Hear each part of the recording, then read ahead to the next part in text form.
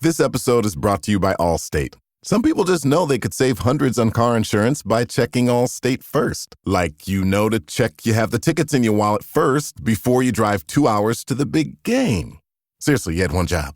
Now the closest you'll get to the 50-yard line is parking lot D. Yeah, checking first is smart.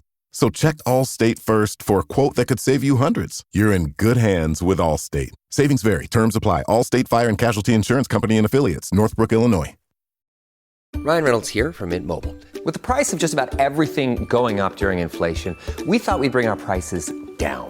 So to help us, we brought in a reverse auctioneer, which is apparently a thing.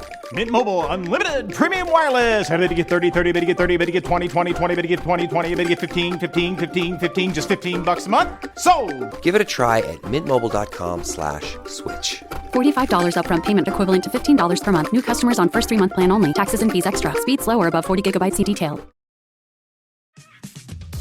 This episode is brought to you by Honda. When you test drive the new Prologue EV, there's a lot that could impress you about it. There's the class-leading passenger space, the clean, thoughtful design, and the intuitive technology. But out of everything, what you'll really love most is that it's a Honda. Visit honda.com/EV to see offers.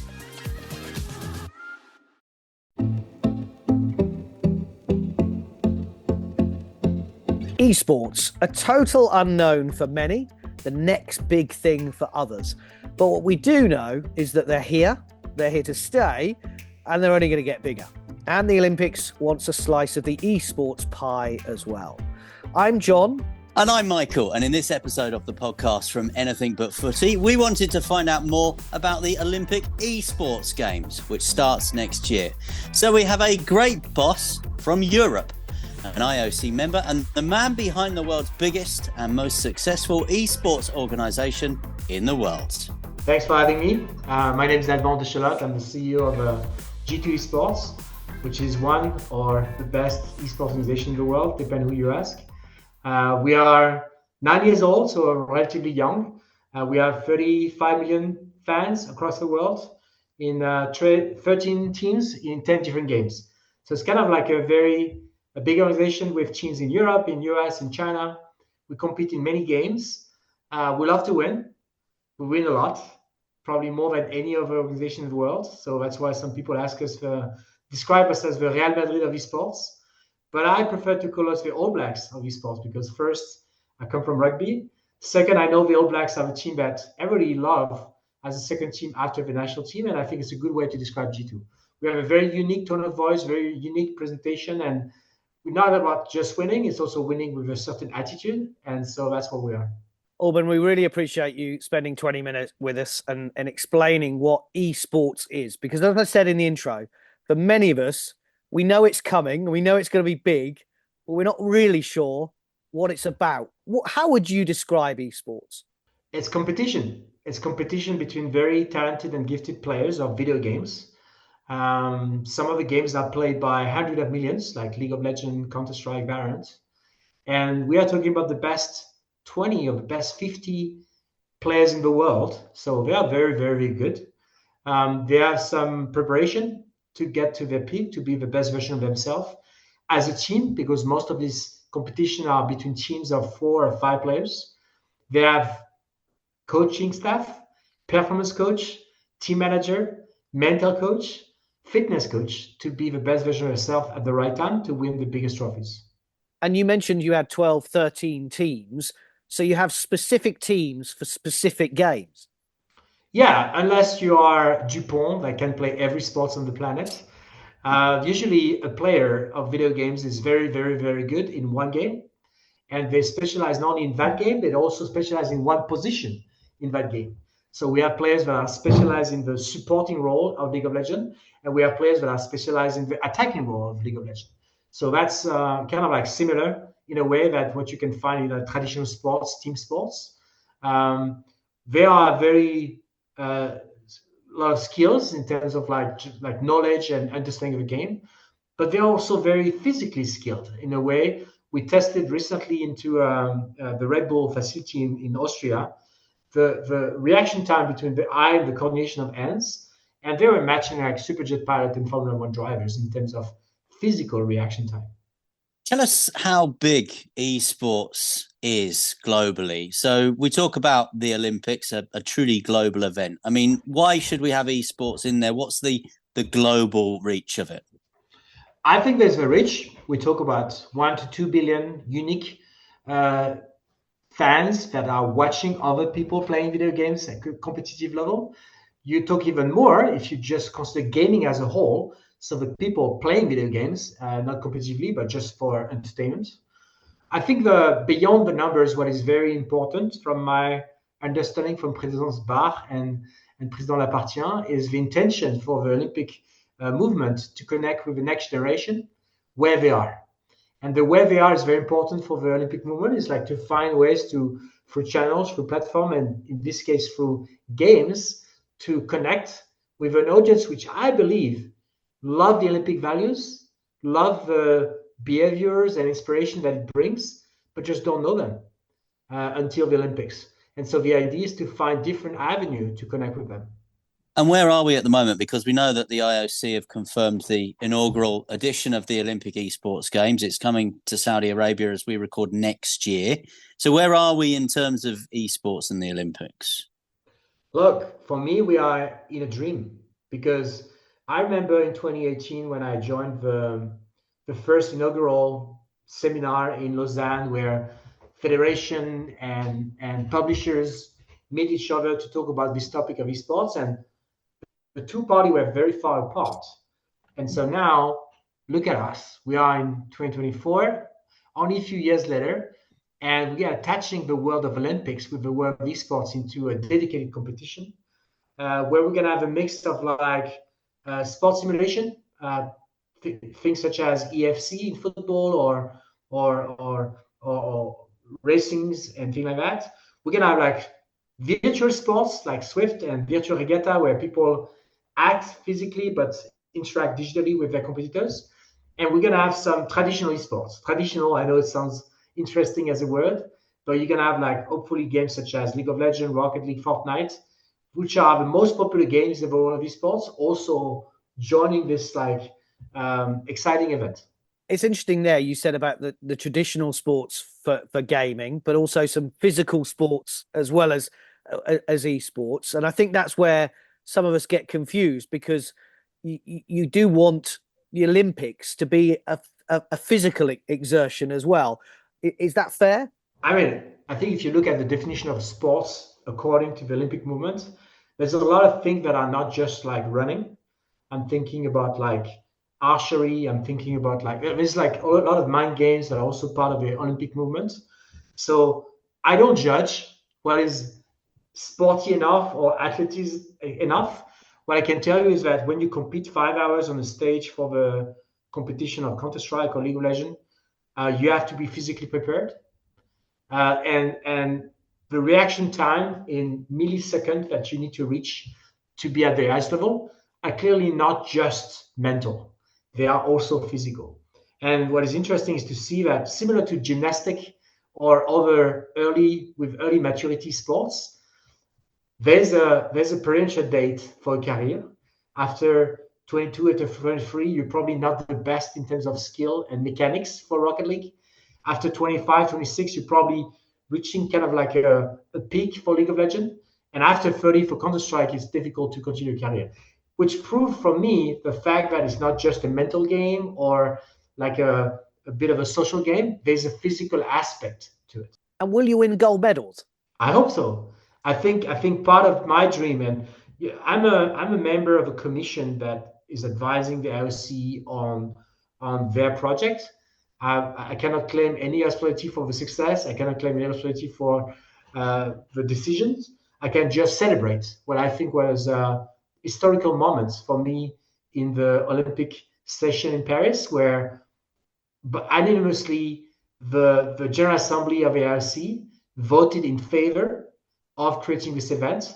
That will not be about excluding or selecting. It will be about gathering. The mix of the different games that I named, sim race, sports simulation, virtual sports, and traditional sports, is a fair representation of like the different aspects of gaming and sports and competition in the world. Some of them come from the federation that have a partner like EA that create like simulation for them.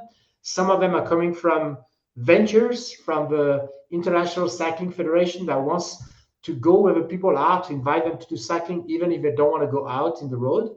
And you have like traditional esports, which is like gathering hundreds of millions of fans globally, very young, that consider that this is their sport, this is their competition. And for them to have the representation, to have the validation to be part of the Olympic event is going to generate a lot of pride, for sure. Let me just take you inside some of the conversations that I've been having with people over the summer. And these people have been saying to me, rugby 7 shouldn't be in the Olympics. Football shouldn't be in the Olympics. Tennis shouldn't be in the Olympics. Golf shouldn't be. If you say rugby 7 will not be there, I'm not going to be your friend, because that was my favorite competition this summer.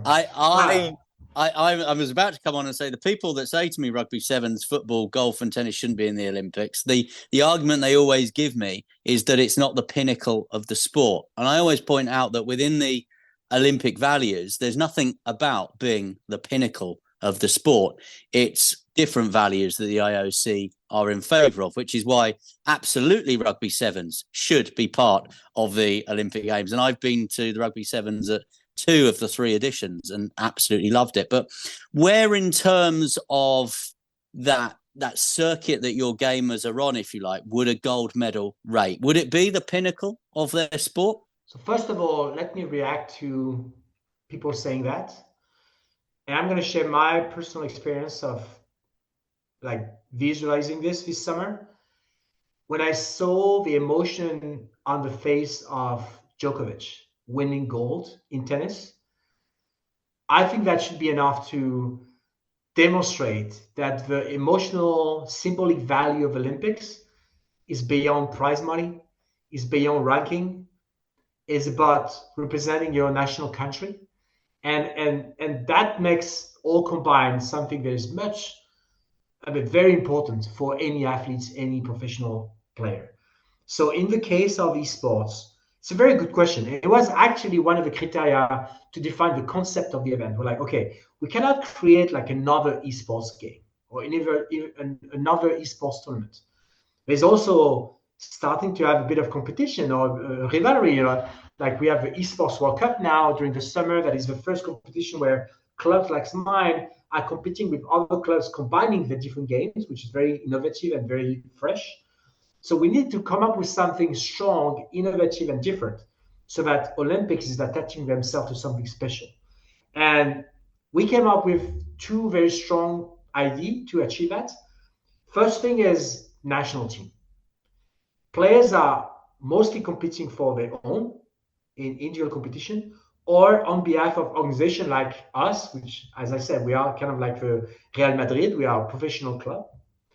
But there's not really national teams competition in esports.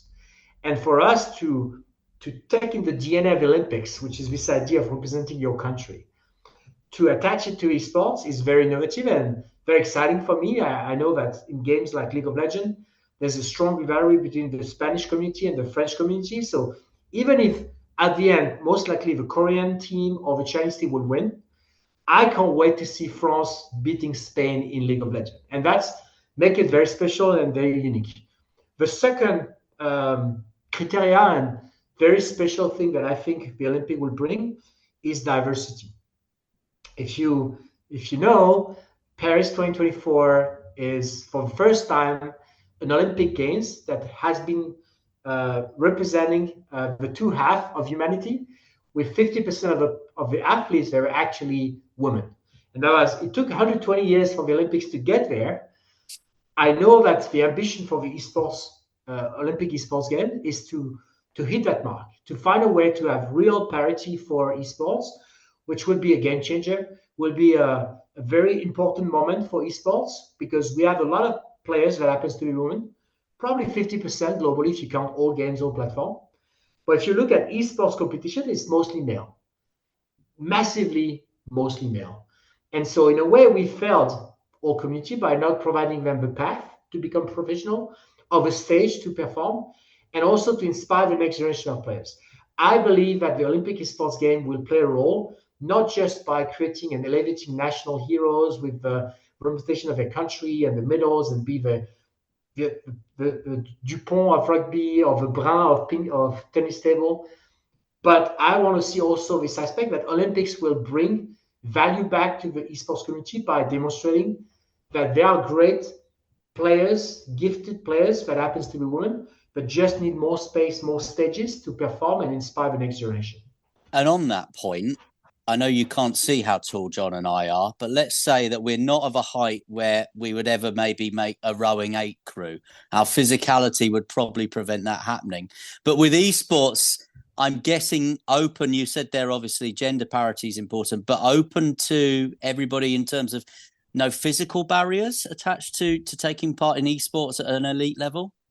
I believe that's the beauty of all sports, is that behind the keyboard and the monitor, I don't know who you are, I don't know where you're from, I just want to know how you play, And so no gender, no age, everybody will be able to compete and to earn a spot.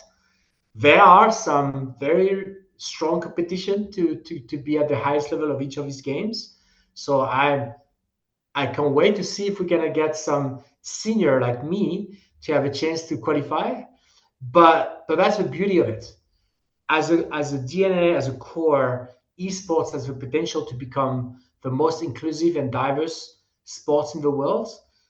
We don't have the barrier that some team sports have, or physical sports, where it's difficult to mix everybody in one competition. We can do that. And so we have some cultural step to take to invite everyone to get involved. But I believe that this is one of the excitement I have for the Olympic esports games, that they're going to be able to demonstrate that by having a very diverse competition.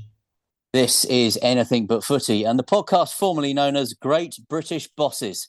We're in conversation with the CEO of G2 Esports, Alban Dechelotte. Before we talk about how you became CEO of the most successful esports organization in the world, because I want to talk to you about that, Alban, we have to ask the question about Saudi Arabia. Is there any issue with the fact that Saudi Arabia is staging these esports games because of what goes on in that country? We know that it's looking to invest in sport right across the world, from boxing to football, to tennis, to golf. But is there an issue with Saudi Arabia staging it? I want to reverse the question, because I think this is not just a question that is specific to esports. Is it a problem for a country to invest and to take a significant part into pushing like global events and hosting global events? I think it's the history of sports. If you look back in the last 100 years, like big country who wanted to sometimes demonstrate their influence, decide to apply and then host some major events to promote themselves. In the case of esports and gaming, I think it's different. The reality is that 70% of the population of Saudi is playing video games. That level of density is unmatched. Like maybe in China, maybe. But genuinely, this is like a very particular case where they look at their population, they look at what they are passionate about, and gaming and esports is at the center of that, because it's a very young population. The second aspect is, I think they have a strong will, from what I receive from the interaction I have with them, to not just like build great competition, great stage for esports. They want to invest to become one of the global hub of the gaming industry. So they are building schools, they're building studios, they want to be able to create video games in Saudi. And for them, esports is just a way to put a first step in that long-term direction, which is much beyond competition. So for that reason, I'm looking forward to it. I think not everybody is as supportive. There are some countries and some region of the world where sometimes there are some negative connotation around the fact that you spend time playing video games. There's not much support from the institution, from government, or the industry. So I think it's great to have people supporting all sports. And at the same time, I'm just a club. I have players that wants to compete at the highest level. I try to stay awake and look where the biggest tournament, where the biggest stage are set for them. And I want gaming to build bridges, not fences, It's going to start next year, and it's going to be held regularly in Saudi Arabia for 12 years. Is it once every 4 years? What have you proposed how it should be? So, I mean, my point of view, and I don't know where we're going to land at the end. So because I'm not just public, so I don't want to disclose things that I'm not supposed to. 4 years, every 4 years will be a bit too long. Gaming is a fast-moving environment, so I think every year will be challenging. Every 4 year will be probably too long. 2 years is probably a good rotation, but there's so many National Olympic Committee that are now reaching out saying, "I want to do it," that maybe we're going to do more often. The second thing I want to say is that my understanding and from what has been announced, this is a long-term partnership from the Saudi Olympic Committee to support the creation of the Olympic Esports Games, but it doesn't mean that it's going to be hosted every year in Saudi. So I'm excited to go to the birthed country of esports, which is undeniably Korea. I want us to visit China. I want us to go to the US, which is also a fantastic global hub of gaming. So for me, this is part of the DNA of Olympics to be a combination of like the Olympic or International Olympic Committee, the rings, the Interpro, with a national host bringing the flavor and the energy from their own culture.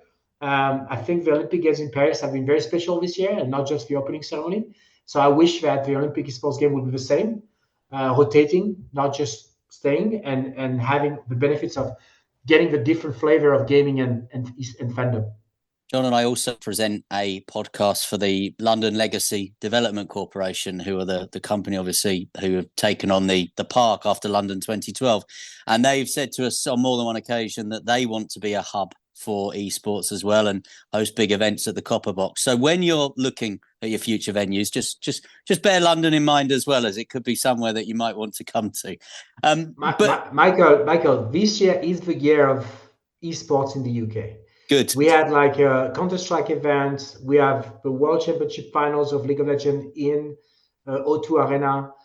We had Rocket League Major. So this is the year. We did a lot in London. I know what's the name of the volleyball arena for the Olympics? Copper Box. I played 2 tournaments this year there. So this has been a great year for UK and esports. Just before I move on to a couple of questions about you, I just wanted to ask one question about the culture of the gamers. So obviously when John and I have spoken to skateboarders, for example, or freestyle BMXers, for them to be in the Olympics, there's had to be a bit of a culture shift in terms of having to go through sort of formal qualifications, governance, dope tests, for example. Where are you in terms of the gamers and the culture of becoming Olympians? I mean, in the type of game I described, I think there's like very different level of maturity. If you look at the traditional esports, most likely the players that will attend the Olympic esports game are super professional. They train 10 to 12 hours a day. They have like a lot of coaching staff around them. They maximize their sleep, their nutrition habits, the fitness, all to be at the highest level and highest tech competition all the time. So for them, I've no worries, just another competition. The big difference is they're going to play with players from the same country, which normally is not the case. In esports, we mix different countries. And also they can play for the national team. That's the biggest change. And I think it's super exciting because I have been privileged to bring my Rocket League female team to Singapore for the Esports Week last year. And for them to parade during the opening ceremony with the ring above them, already created some tears, already created a lot of like souvenir for their parents, a lot of conversation in their hometown. So I have no doubt that it would create a fantastic effect for the traditional sports people. For sports, virtual sports, I think that this is probably where it's going to be tricky because these are people that most likely didn't make it in the original circuit of cycling, original circuit of taekwondo, or a circuit of rowing, but we'll have kind of like a second chance. So I compare it probably to the futsal or beach volley. It's kind of like the traditional sport version didn't fit your physicality or maybe your career because you were studying at the time where you need to go all in and you couldn't make it. It's kind of like a second chance. And I love that idea that gaming is accessible, give second opportunity to people that didn't make it in the traditional path. And then for virtual sports, I think that's the most open one. These are people that literally will qualify online and then a few weeks later will be invited to the biggest stage. So that's going to be very exciting. And let's talk about you. You mentioned you're a rugby man. So how does the rugby man become the IOC member for the Esports Commission? So I played 20 years rugby. I didn't make it to the first division in France. In my generation, I would play national team games. I had like Elisald and Yashvili in my position of scrum half. So bad luck. These are really strong players that I couldn't match. And so I decided to take the fastest way to stay close to the field, So I work in sport business. I started to work in a sponsorship agency called Havas.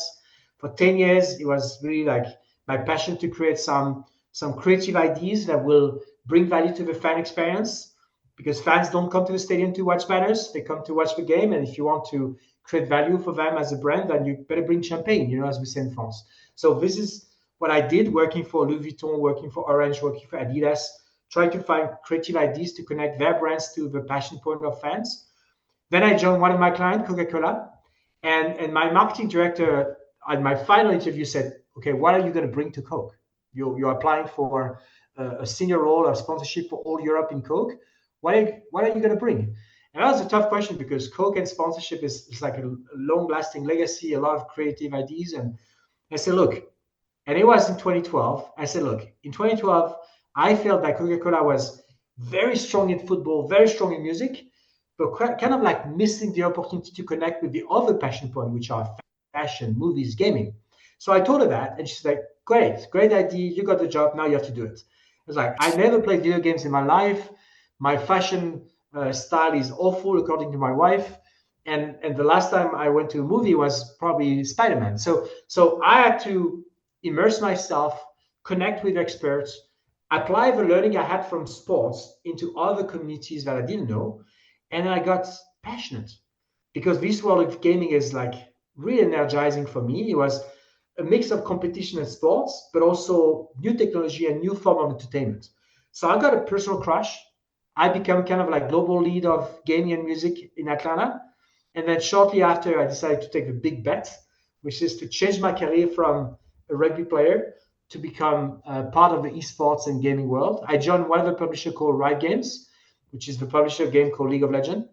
And when I created kind of like the Super League of Legends in Europe, one of the teams that applied was G2. And by connecting the dots, I realized my dream to be an executive in a club, just not a rugby club or football club like I fought in the past, an esports club. And you say you take your teams to like Singapore to compete and all that. Are you more Sir Clive Woodward, Sir Alex Ferguson, and being across what they're doing, or is it more the organisation and taking the teams and being more of a CEO?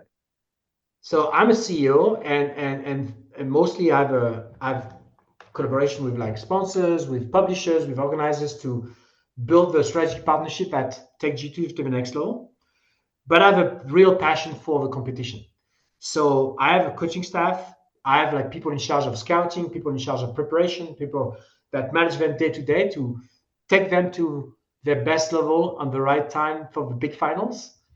But when they're in final, I go with them, because I believe that if you are true to this role, you cannot just be indifferent of a good result or bad result. So I have 13 teams, they play across the world, but when they go in final, as much as I can, I take the last flight in the morning or in the evening to attend the final and celebrate the win, or take the learnings of whatever happens if we don't win. And what's the future, Alban, as well? You mentioned 35 million fans for G2 just at the moment. What's the potential out there? I think for us, it's very interesting, because if you're Real Madrid, you have a stadium and you have a strong affiliation with one city and one country in particular. We don't have this. Like we are lucky enough that we are home everywhere potentially. So for sure, for me, there's two big avenues for G2 future. Is one, to be home everywhere. Right now, we are home in China, we are home in Europe, we are home in US. Most likely, we're gonna have like clubs or teams in South America, in MENA, in India, because gaming is global, and for us to be local everywhere is a unique opportunity to create like a very strong fandom, whatever time zone, whatever country, through all the games. So that's the first area of growth that is very significant, because if you compare to traditional sports, you most of them locked in one sport in one city. We have the choice to go in all the games in all cities. And then the second aspect is like, fundamentally, G2 is about competition. So if you ask me, I don't see a world where G2 will create a video games. I have too much, there's too much of a stretch with like what the publishers are doing. But I don't see a reason for G2 to never be on the sports side. So I think there's a lot of like virtual sports, augmented sports, entertaining version of sports that would probably be the next step for G2 to expand with the DNA of winning and entertaining, which is the two pillars of the G2 brand. Final question then from me. We've obviously got the Olympic Esports Games, as we said, next year, backed by Saudi Arabia. Do you see a time in our lifetimes where your gamers will be marching in the opening ceremony and lining up alongside the 30 other sports in the summer or even winter Olympic Games? I've been working a little bit with the Olympic movement for years when I was on the agency side and supporting Coca-Cola in Rio. And I know how competitive it is to be part of the Olympic program. The first edition has poetry. It's no longer there, so programs are evolving every year. But I'm not sure I wish it. Like, I'm super proud that we created like a dedicated competition for gaming. There will be a lot of interaction between players that played very different games that never meet each other. So I don't know if we want to have 1 or 2 slots in the Olympic Summer Games or 21 slots in the Esports Games. So I don't know if I wish it. What I wish is that there will be more games, more fans, people discovering esports like I discovered curling through the Olympics. I believe that the Olympic Esports Games have the potential to enable a breakthrough into the life of people like never before. We have been doing a lot of good things with a young population, but the parents, the journalists, like the mainstream audience has still not discovered us. And I think the national pride and the national team will be an angle for us to tell the amazing stories, the amazing background of the gifted and talented players that play esports. Well, I think that's a great way to wrap up. Hopefully we've done our bit in telling your story. Alban, thank you so much for speaking to the podcast formerly known as Great British Bosses from Anything But Footy. Thank you so much for having me.